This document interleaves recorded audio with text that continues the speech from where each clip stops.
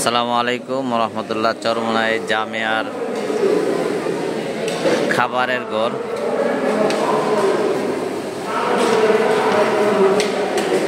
একদম পরিবারী, ছাত্ররা প্লেট নিয়ে আসে, খানা খেয়ে আবার চলে যায়।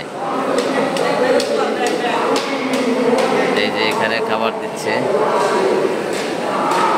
একদিক থেকে খানা নেয়, অন্য দিক থেকে বের হয়ে যায়। খানা যাতে অপচয় না হয় সেজন্য এই সিস্টেমে এখন থেকে মাদ্রাসায় খানা খাওয়ানো হয়। চরমোনাই জামিয়া।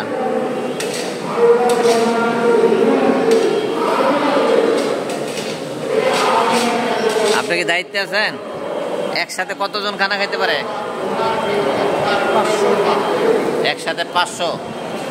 মাশাআল্লাহ, একসাথে 500 মানুষে।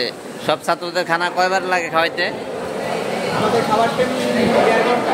সকালে 1.5 ঘন্টা, দুপুরে মনে করেন জোরের আগে খায় কয়েক জামাত, জোরের পরে 1 ঘন্টা সময় থাকে তখন কয়েক জামাত, আর রাত্রিবেলা 9টার পর 9টা থেকে 9টা 25 পর্যন্ত কয়েক জামাত, আবার 10টা থেকে 10:30 পর্যন্ত কয়েক জামাত।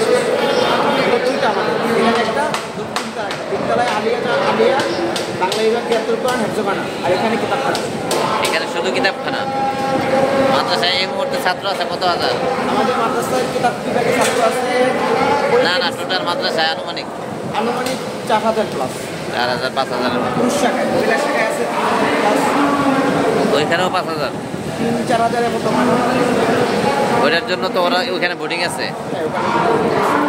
দর্শক, চরমোনাই জামিয়া এখন দেশের উল্লেখযোগ্য একটি জামিয়া বা প্রতিষ্ঠান। এখানে আমরা যখন পড়ালেখা করেছি তখন এই আধুনিকতা ছিল না। এখন মাশাআল্লাহ সব কিছুই উন্নত হয়েছে, দেখতে পাচ্ছেন আপনারা। সব কিছু এখন ছাত্ররা খুব আধুনিকতার সাথে খাবার খায়।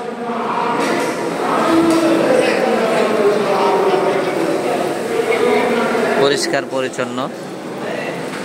পানি কি ওই সাইডে পানি না?